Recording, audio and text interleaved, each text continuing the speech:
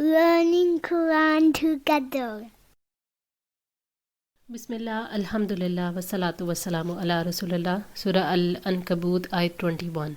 युअज़्ज़िबु मन यशाअ, वो जिसे चाहता है सज़ा देता है। व यरहमु मन यशाअ, और जिस पर चाहता है रहम करता है। व इलैहि तुक़लबून, और उसी की तरफ तुम लौटाए जाओगे। अल्लाह ताला ने तवज्जो दिलाई है कि देखो अल्लाह ताला कैसा कादिर है, फ़ैसला करने के सारे इख्तियारात उसके पास हैं। कोई उससे पूछ नहीं सकता। जिसको चाहे अजाब दे और जिस पर चाहे रहम करे। उसने अपनी कुदरत से असूल बनाए हैं, जज़ा सज़ा उन असूलों के मुताबिक ही होगी। व इलैहि तुक़लबून, अल्लाह ताला ने इंसान को तवज्जो दिलाई कि देखो तुमने लौट कर रब के पास जाना है और रब की रहमत नेक लोगों के लिए होगी। फिर तुम क्यों उन लोगों में शामिल नहीं हो जाते? और देखो बुरे लोगों के लिए अल्लाह ताला का अजाब है, फिर क्यों बुराइयां छोड़ नहीं देते।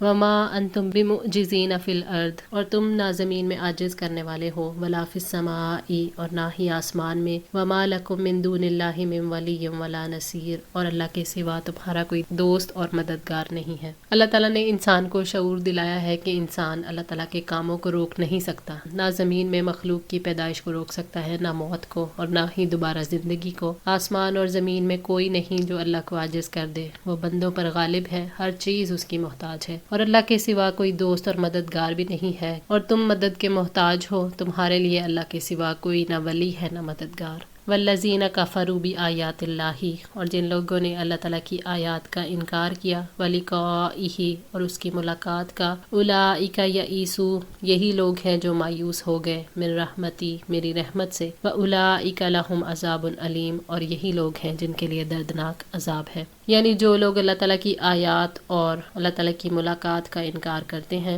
वो अल्लाह की रहमत से ना उम्मीद हो गए। अगर उम्मीद होती तो उसको हासिल करने के लिए अमल करते, यानी उसके पास ऐसा कोई सबब नहीं कि वो अल्लाह की रहमत की उम्मीद रखे। अल्लाह ताला की रहमत से मायूस होने का असर काफिरों पर यूं होता है कि वो उन सारे असबाब को छोड़ देते हैं जो अल्लाह के करीब करते हैं। अल्लाह ताला की रहमत से मायूस होने वालों के लिए जो अल्लाह ताला की आयात का इनकार करते हैं दर्दनाक अजाब है। फमा काना जवाब कौमी ही, तो ना था जवाब उसकी कौम का। इल्ला अन कौलू, मगर ये कि उन्होंने कहा। अक्तुलूहु, इसको कत्ल कर दो। औ हर्रिकूहु, या जला दो इसको। फ़अनजाहुल्लाहु मिनन नार, चुनाचे अल्लाह ताला ने उसे आग से निजात दी। इन्ना फ़ी ज़ालिका लआयातिन लिक़ौमिन युमिनून, बिलाशुबा इसमें उन लोगों के लिए निशानियां हैं जो ईमान लाते हैं। हज़रत इब्राहीम अलैहिस्सलाम ने अपनी कौम को रब की तरफ बुलाया। वो साहिब इक़्तिदार लोग थे। उन्होंने बदतरीन तरीके से इंतकाम लेने के लिए इब्राहीम अलैहिस्सलाम को आग में डाल दिया। अल्लाह ताला ने उस आग को ठंडा होने का हुक्म दे दिया। फरमाया कुलना या नारू कूनी बरदम व सलामन अला इब्राहीम,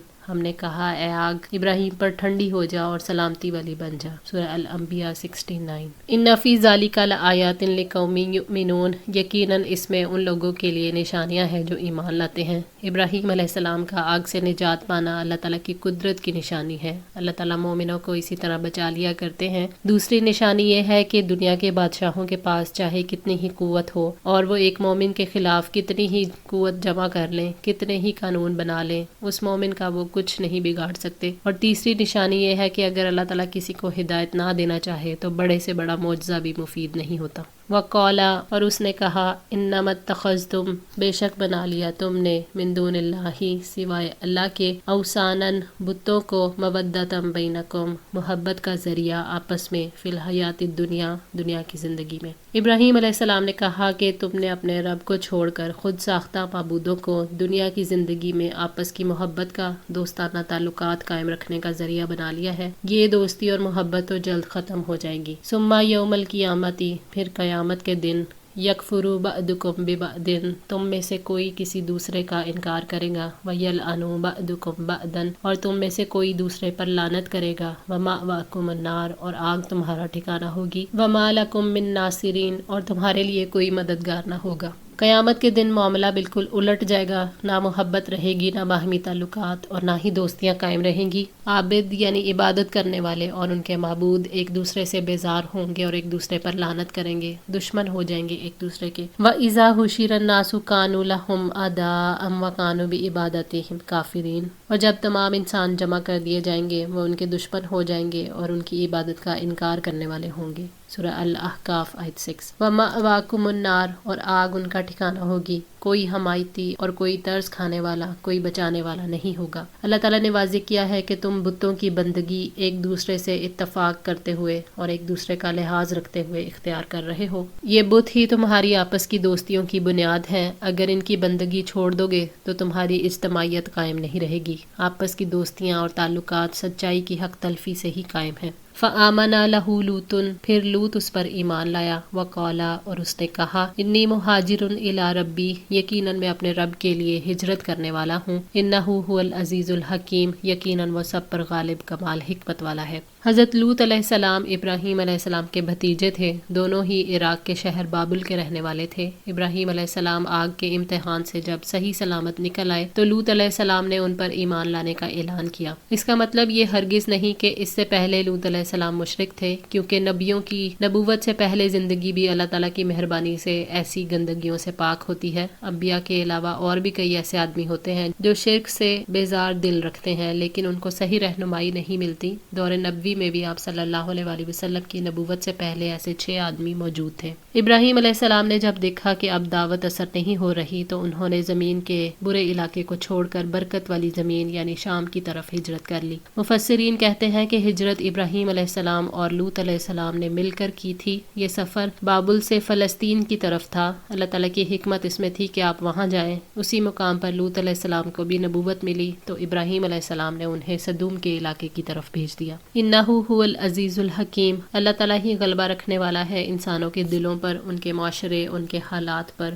وہی العزیز ہے، انسان پر حالات نہیں، اللہ تعالیٰ کی ذات غالب آتی ہے، اس کے فیصلے غالب آتے ہیں۔ ابراہیم علیہ السلام نے اپنی ہجرت میں رب کے غلبے کے شعور کو پختہ کیا۔ اللہ تعالیٰ الحکیم ہے، اس کے فیصلے دانائی پر مبنی ہوتے ہیں۔ ابراہیم علیہ السلام نے ہجرت کے فیصلے میں بھی اس حکمت کا احساس پایا۔ وَوَهَبْنَا لَهُ إِسْحَاقَ وَيَعْقُوبَ، اور ہم نے اسے اسحاق اور یعقوب عطا فرمائے۔ وَجَعَلْنَا فِي ذُرِّيَّتِهِ، اور رکھ دی ہم نے اس کی اولاد میں النبوۃ والکتابہ، نبوت اور کتاب۔ وَآتَيْنَاهُ أَجْرَهُ فِي الدُّنْيَا، اور ہم نے اسے دنیا میں بھی اس کا اجر عطا کیا۔ وَإِنَّهُ فِي الْآخِرَةِ لَمِنَ الصَّالِحِينَ، اور آخرت میں یقیناً وہ نیک لوگوں میں سے ہوگا۔ ابراہیم علیہ السلام کی شام کی طرف ہجرت کے بعد اللہ تعالیٰ نے انہیں بیٹا اسحاق علیہ السلام اور پوتا یعقوب علیہ السلام عطا فرما کر آپ کی آنکھیں ٹھنڈی کی۔ ابراہیم علیہ السلام کے بیٹے اسحاق، ان کے بیٹے یعقوب اور ان کے بیٹے یوسف علیہ السلام سب نبی تھے، اور دوسرے بیٹوں سے بھی نبوت کا سلسلہ چلا اور کتابیں آئیں۔ نبی صلی اللہ علیہ وآلہ وسلم اسماعیل علیہ السلام کی اولاد میں سے نبی ہوئے اور آپ پر قرآن پاک نازل ہوا۔ اللہ تعالیٰ نے دنیا کا رزق بھی دیا اور ذکر خیر بھی۔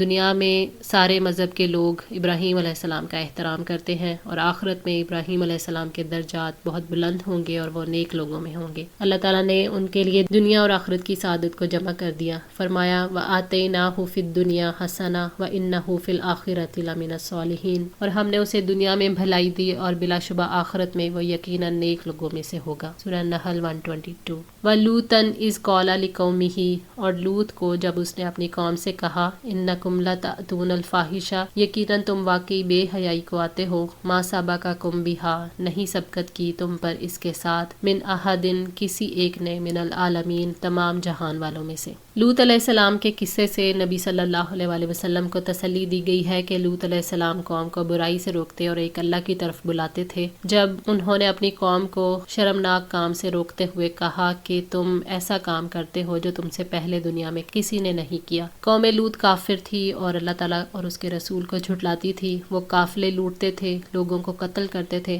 اپنی مجلسوں میں مردوں کے ساتھ برے کام کرتے تھے۔ لوط علیہ السلام نے انہیں ان تمام کاموں سے روکا مگر انہوں نے نصیحت قبول نہ کی۔ أَإِنَّكُمْ لَتَأْتُونَ الرِّجَالَ، یقیناً کیا تم واقعی مردوں کے پاس آتے ہو، وَتَقْطَعُونَ السَّبِيلَ، اور تم راستے کاٹتے ہو، وَتَأْتُونَ، اور تم آتے ہو، فِي نَادِيكُمُ الْمُنْكَرَ، اپنی مجلس میں برے کاموں کو۔ لوط علیہ السلام نے قوم کو جھنجھوڑا کہ کیا تم مردوں کے پاس جاتے ہو اور تم قافلے لوٹتے ہو۔ مراد یہ ہے کہ آنے جانے والے مسافروں کو لوٹ کر ان سے برے کام کرتے ہو۔ اس سے مراد یہ بھی ہے کہ تم راستوں میں بے حیائی کا ارتکاب کرتے ہو اور اپنی مجلسوں میں کھلم کھلا برے کام کرتے ہو۔ فما کانا جواب قومی ہی، تو نہ تھا جواب اس کی قوم کا، الا ان قولوا، مگر یہ کہ انہوں نے کہا، اوتینا بعذاب اللہ، لیا ہم پر اللہ کا عذاب، ان کنت من الصادقین، اگر تم واقعی سچوں میں سے ہو۔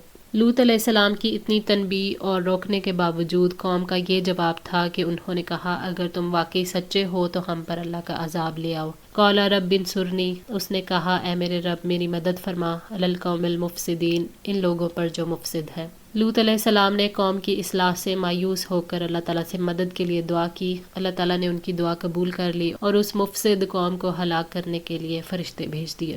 آج کے لیے اتنا ہی۔ دعا ہے اللہ تعالیٰ ہماری اس کوشش کو قبول فرمائے، ہماری غلطیوں کو تاہیوں کو معاف فرما کر ہماری اصلاح فرمائے۔ جزاکم اللہ خیر، والسلام علیکم ورحمۃ اللہ وبرکاتہ۔